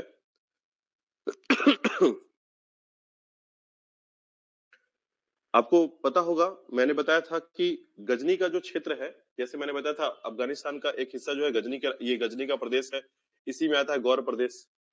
ठीक है, हमने डिस्कस किया था इसके बारे में कि गजनी एक बड़ा क्षेत्र है, उसी का एक छोटा सा क्षेत्र है गौर। ठीक है, तो याद रखिएगा गजनी प्रदेश में अभी भी शासक है। ये तो गौर वाले है ना, इधर तो ये गौरी का जो स्थिति वो क्या है, वो अलग हो चुका है। तो गौरी ने गजनी को नहीं जीता पूरी तरीके से अभी। ठीक है, तो गजनी में अभी और शासक है। तो इनकी तुलना जब करेंगे, इनके मध्य जब लड़ाई होगी, याद रखिएगा, तो जहां पर इनके मध्य जो स्थिति आएगी, यानी भारत का जो सीमा है और जो गजनी का जो सीमा है, उस सीमा के अंतर्गत गजनी का जो प्रदेश का जो शासक है वो मानता था कि ये अभी भी मेरे अंडर आता है। ठीक है, तो ये इनको सामना करना पड़ेगा। ये कुछ इस तरीके समझिए कि गजनी का शासक जो है ये यह चाहता था कि जिस क्षेत्र में अभी कुतुबुद्दीन ऐबक है या ऐबक का जो विस्तार है, सीमा विस्तार है, उस क्षेत्र में किसका शासन होना चाहिए? मेरा शासन होना चाहिए। ठीक है, तो ये पहला चुनौती था, याद रखिएगा, गजनी प्रदेश के शासक के साथ।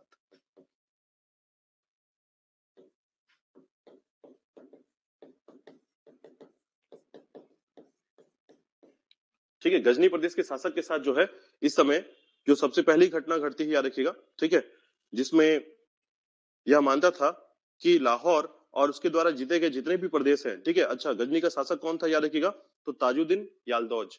ठीक है, ताजुद्दीन यालदौज जो था, यह चाहता था कि लाहौर व अन्य जीते गए क्षेत्र, ठीक है, लाहौर और अन्य जीते गए क्षेत्र जो है में उसका अधिकार है। तो पहला घटना याद रखिएगा, गजनी प्रदेश के साथ जो है उसकी चुनौती देखना पड़ा, ठीक है, लाहौर के क्षेत्र में। और साथ ही साथ याद रखिएगा नासिरुद्दीन कुवाचा, ठीक है। तो देखिए कुतुबुद्दीन ऐबक ने जैसे ही अपने आप में समझे कि अब जस्ट ऐसा समझिए कि भारत के क्षेत्र में नियंत्रणकारी रूप से जो है शासन को स्थापित किया और लाहौर के क्षेत्र में राज्यारोहण प्रारंभ कर दिया, ठीक है। तो याद रखिएगा जो उत्तर भारत के क्षेत्र में पश्चिमोत्तर क्षेत्र है जो, ठीक है, पश्चिमोत्तर क्षेत्र है, यहाँ पर नासिरुद्दीन कुबाचा जो है एक और कैरेक्टर है, याद रखिएगा, जो इसी फिराक में है कि किसी तरीके से जो है मुल्तान के क्षेत्र, वो मुल्तान का वैसे की शासक है, लेकिन इसी गौरी के अंडर काम करता था, ठीक है। और जैसे ही मान लीजिए कुतुबुद्दीन ऐबक ने बोला कि गौरी मर गया है, अभी कुतुबुद्दीन ऐबक जो है अब शासक बनेगा, तो मुल्तान को स्वतंत्र घोषित कर रहा है वो, ठीक है, उधर से, याद रखिएगा इस बात को। तो याद रखिएगा मुल्तान का शासक नासिरुद्दीन कुवाचा, इसका नाम हमेशा याद रखिएगा नासिरुद्दीन कुवाचा का, यह आगे तक लड़ता रहेगा, ठीक है, मतलब आगे तक इस कहानी को आपको डिस्कस करना है, कुवाचा का नाम, ठीक है। तो याद रखिएगा नासिरुद्दीन कुवाचा जो है, जो सिंध और मुल्तान का शासक था, वह भी लाहौर को अपने अधीन करना चाहता था। तो याद रखिएगा इसने लाहौर तक को जीत, क्योंकि अब बात क्या ही है, बात है जो मोहम्मद गौरी की मृत्यु, ठीक है, तो मालिक की मृत्यु हो गई है, तो सब अब अपना अपना हिस्सा ढूंढ रहे हैं कि कौन कौन सा हिस्सा मेरे हिस्से में आ जाएगा। तो इसने भी क्या किया है, अभी मुल्तान का शासक भी जो है अब लाहौर को अपने हिस्से में लेना चाहता है। जहां पर देखिए मैंने बताया था कि लाहौर में बैठने का कारण आपको समझ में आ गया होगा अभी, ठीक है। इसका कारण यही है कि अगर आपकी जमीन खड़ी पड़ी हुई है ना, तो उसको ऐसे नहीं छोड़ सकते, कोई नजर न लगा के बैठा हो, इससे पहले उसको बाउंड्री करा लो, ठीक है। तो यहाँ पर जो टॉपिक है उसी प्रकार से जो है ये चाहता था कि मैं राज्यारोहण करूं तो कहां से बैठूं, लाहौर में बैठूं, अगर इधर बैठूंगा तो लाहौर चला जाएगा या उस क्षेत्र का हिस्सा चला जाएगा, ठीक है। तो इसने भी अपना प्लानिंग किया और लाहौर पे ही राज्यारोहण कर लिया था इसने, ठीक है। दूसरा तीसरा जो घटना है याद रखिएगा, ठीक है। तो देखिए अब इसके साथ जो है ये दो घटना पहले तो याद रखिएगा। दूसरा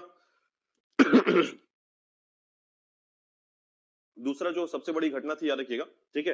तो पहली घटना क्या है, तो गजनी प्रदेश के शासक जो है ताजुद्दीन यलदौज का घटना, जो कि लाहौर को चाहता था या लाहौर के क्षेत्र में अपना अपना अधिकार चाहता था। दूसरा है कुवाचा घटना, नासिरुद्दीन कुवाचा, ठीक है। अब इसका सोल्यूशन देखिए, उसने सोल्यूशन क्या किया। अब लाहौर में बैठता तब भी लड़ाई होती, राज्यारोहण तो करना ही था उसको, लेकिन लाहौर में बैठता तब भी तो लड़ता ही ना।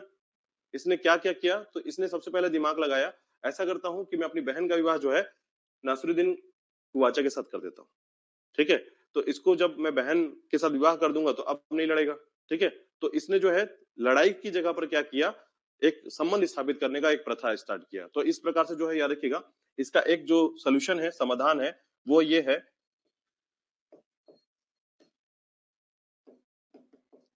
ऐबक ने अपनी बहन का विवाह कुवाचा के साथ कर दिया, ठीक है। और यालदोज के साथ क्या किया, तो देखिए यालदोज का जो कहानी है, ठीक है,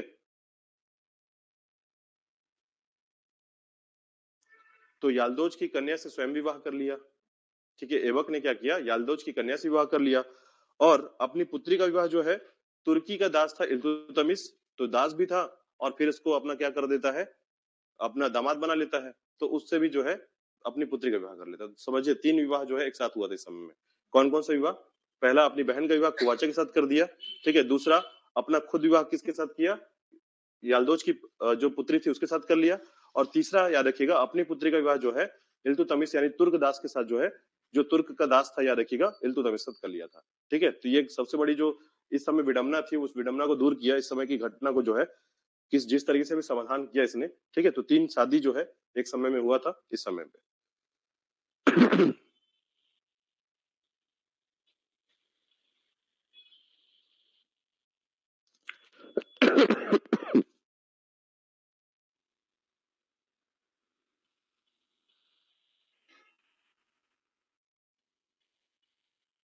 ठीक है। अब देखिएगा कौन कौन से क्षेत्र में जो है इसने शासन किया या फिर शासन का क्षेत्र क्या रहा है, इसका विस्तार क्या रहा है। तो याद रखिएगा मोहम्मद गौरी की मृत्यु के बाद जो है सिंध और मुल्तान को छोड़कर, ठीक है, भारत के जितने भी क्षेत्र जीते गए थे सभी में इसका शासन था, याद रखिएगा। ठीक है, मोहम्मद गौरी के विजय, शासन व विस्तार। ठीक है, एक बात ध्यान रखिएगा कि कुतुबुद्दीन ऐबक के बारे में ही केवल इतना डिटेल से पढ़ रहे हैं, बाकी के डिटेल इतने नहीं आएंगे। ठीक है, क्यों? क्योंकि जब कोई धर्म और पूरी तरीके से जो स्थापत्य बदलता है ना, तो एक लंबा समय जो है एक चीज के परिवर्तन को लगता है, याद रखिएगा। उसके बाद घटनाएं जो है छोटी और घटनाएं जो है कुछ अलग अलग परिवेश में आएंगे। तो यहाँ पर जो कुतुबुद्दीन ऐबक है, इसके नए परिवेश के कारण जो है आपको इसमें बहुत सारी चीजों को नया समझने को मिल रहा है इसमें। ठीक है, उसके बाद जितने भी राजा पढ़ेंगे उसके बारे में दो दो चीजें भी पढ़ने को मिलेगा, बहुत ज्यादा नहीं पढ़ने को मिलेगा। ठीक है, तो ध्यान रखिएगा, शासन और विस्तार में जो है गौरी के द्वारा, मोहम्मद गौरी के द्वारा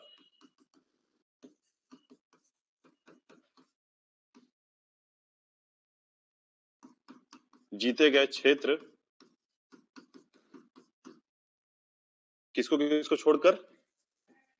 सिंध और मुल्तान को छोड़कर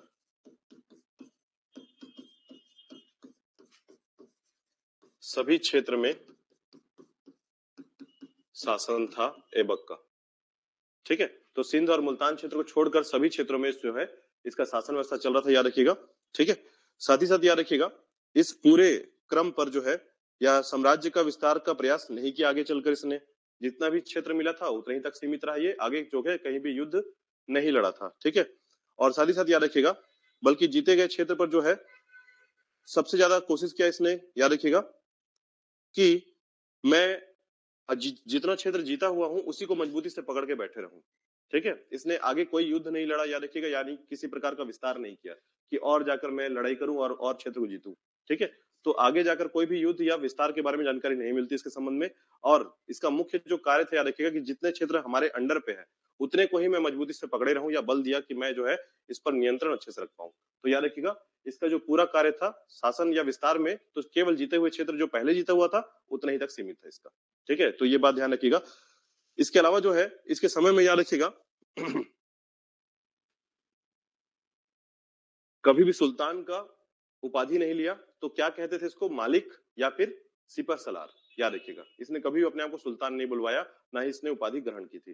ठीक है, तो जब भी इसने शासन किया, याद रखिएगा, तो इसका शासन काल कितना समय का है आप अगर नोटिस करेंगे तो यहाँ पर देखिएगा, शासन काल का टाइम देखिए, 1206 से जो है 1210 का है, 4 साल का। तो क्या कर लेगा 4 साल में? ठीक है, तो 4 साल के व्यवस्था के अनुसार याद रखिएगा काफी बड़ा शासन जो है इसने चलाया है 4 साल में। ठीक है, तो उस 4 साल को याद रखिएगा, इसके शासन काल का जो समय रहा है। ठीक है 1210 का समय।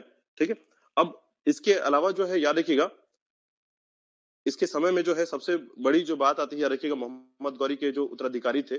ठीक है, या फिर मोहम्मद गौरी के जो उत्तराधिकारी जिसे कि कहा जाता है। ठीक है, तो याद रखिएगा, कई बार एक क्वेश्चन पूछा गया था कि मोहम्मद गौरी के उत्तराधिकारी के तौर पर जो है, या मोहम्मद गौरी के जो उत्तराधिकारी थे जो कि गौर प्रदेश में थे। ठीक है, गौर प्रदेश में, यानी उसके भाई, ठीक है, या चाचा। तो ये जो फैमिली है, याद रखिएगा, इन्होंने जो है मुक्ति पत्र दिया था किसको? याद रखिएगा, कुतुबुद्दीन ऐबक को। तो मुक्ति पत्र याद रखिएगा उसके चाचा ने दिया था, ये ध्यान रखिएगा। ठीक है, मुक्ति पत्र।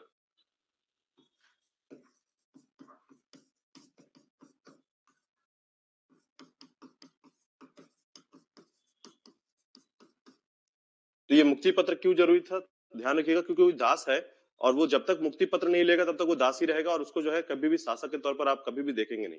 ठीक है, तो इतिहास में मुक्ति पत्र की बात बहुत इंपॉर्टेंट मानी जाती है, याद रखिएगा, क्योंकि और किसी दास को मुक्ति पत्र नहीं मिला था। ठीक है, सिवाय किसको? ऐबक को। तो ऐबक को जो है उसकी फैमिली या उत्तराधिकारी से जो है मुक्ति पत्र मिला, जिससे वो फ्री हुआ दासत्व से, और उसके बाद जो है उसने शासन व्यवस्था को संभाला था। ठीक है, तो और ऐसा कहा जा सकता है कि ऐबक जो है पहला शासक था या मुसलमान था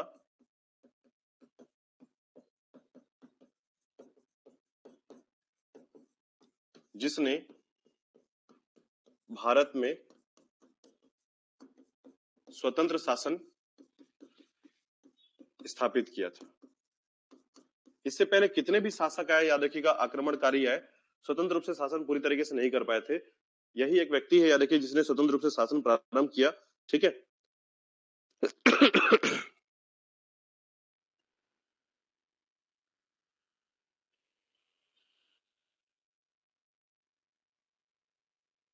ठीक है, ध्यान रखिएगा। और उसके बाद याद रखिएगा, इसके बारे में एक बातें कही जाती है, ठीक है।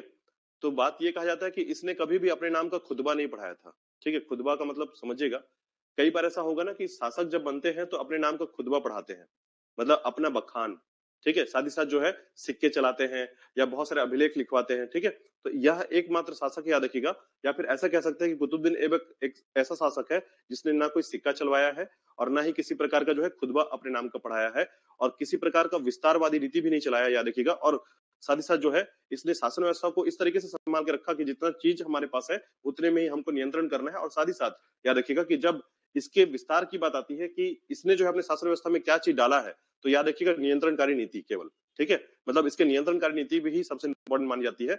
और दूसरी एक बात याद रखिएगा कि ना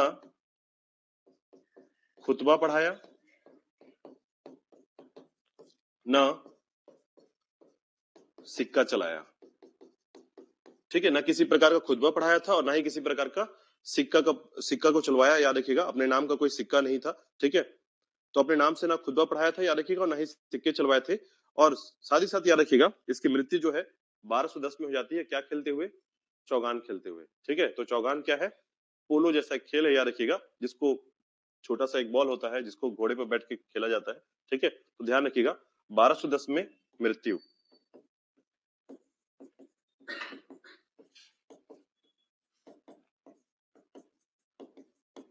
तो होता क्या है, घोड़े से गिर जाता है, याद रखिएगा। चौगान खेलते हुए घोड़े से गिर जाता है, इसको थोड़ा गंभीर चोट मिलता है और उसके बाद जो है धीरे से फिर इसकी मृत्यु हो जाती है, उस चोट के कारण जो है, ठीक है, मृत्यु हो जाती है। तो इसके संबंध में अभी आपने जो है अधूरा पढ़ा है, याद रखिएगा अभी तक। अभी इसके निर्माण कार्य को पढ़ेंगे तब जाकर हमारा ये टॉपिक पूरा होगा कुतुबुद्दीन ऐबक के बारे में, ठीक है। तो ये मृत्यु जो हुई है, याद रखिएगा। इसके अलावा जो है अब इसके संबंध में 3 चीजें सबसे महत्वपूर्ण याद रखिएगा कि इसके दरबार में कौन कौन था, ठीक है। तो 2 महत्वपूर्ण व्यक्ति का नाम याद रखिएगा, इसके दरबार में जो 2 महत्वपूर्ण व्यक्ति थे, ठीक है। एक है हसन निजामी,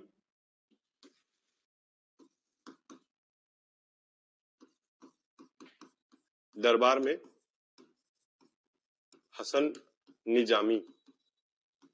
और दूसरे व्यक्ति का नाम याद रखिएगा, हसन निजामी के अलावा जो है दूसरा एक व्यक्ति है जिसे कहा जाता है फक्र ए मुदब्बिर, ठीक है। मैंने कहा था नाम थोड़े से आपको इसी प्रकार से याद करने होंगे क्योंकि आगे जाकर भी ऐसे नाम बहुत सारे मिलने वाले हैं, ठीक है। चलिए 3 निर्माण कार्य याद रखिएगा इसके, ठीक है। पहला निर्माण कार्य में याद रखिएगा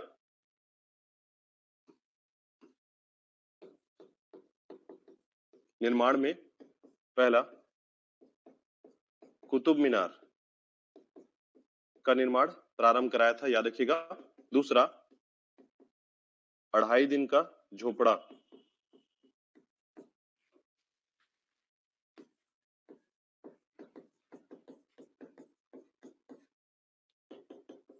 अढ़ाई दिन का झोपड़ा। और याद रखिएगा पहली बार जो है भारत के क्षेत्र में जो है, ठीक है, कुव्वत उल इस्लाम मस्जिद की स्थापना कराई गई थी। कुव्वत उल इस्लाम मस्जिद। तो ये 3 निर्माण याद रखिएगा, ठीक है। कुतुब मीनार के बारे में बार बार पूछा जाता है, याद रखिए किसके नाम पर हुआ था, तो बताइए कुतुब मीनार का निर्माण किसके नाम पर किया गया था? क्या लगता है आपको?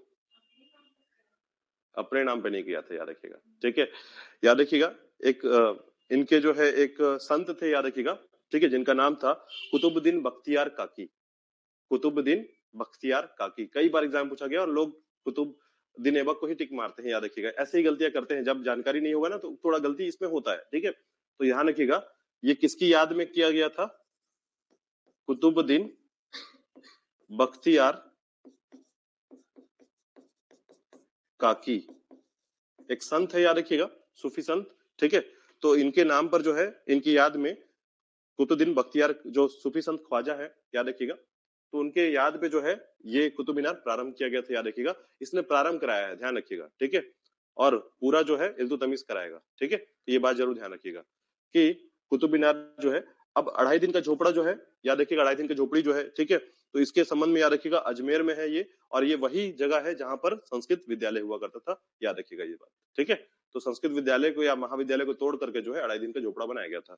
और कुतुब उल इस्लाम मस्जिद की स्थापना, तो याद रखिएगा यह जो है वह क्षेत्र है जहां पर जो है आपका दिल्ली में जो पृथ्वीराज चौहान का जो क्षेत्र था, दिल्ली वाला क्षेत्र, ठीक है, तो वहां पर स्थापित हुआ है कुतुब उल इस्लाम मस्जिद, ठीक है। तो ये तीन याद रखिएगा।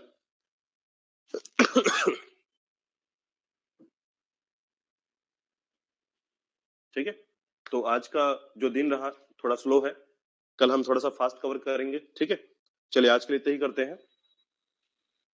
आपको इतने में से जो चीजें छान कर निकालना है, याद रखिएगा, कुतुबुद्दीन ऐबक की समय की कुछ घटनाओं को याद कर लेना है, बस इतना। जो भी पढ़ा आपने, जो इसमें सबसे इंपॉर्टेंट लग रहा है उसको निकाल लीजिए बाहर, और उसको एकदम नोट करके सेटल कर लीजिए उसको अलग से, ठीक है, कुतुबुद्दीन ऐबक के संबंध में, ठीक है। जितना भी मैंने फर्स्ट टाइम जितने क्वेश्चन डिस्कस किए वो सारा कुछ कर लीजिए, आपको कुतुबुद्दीन ऐबक वाला टॉपिक हमेशा क्लियर रहेगा, ठीक है।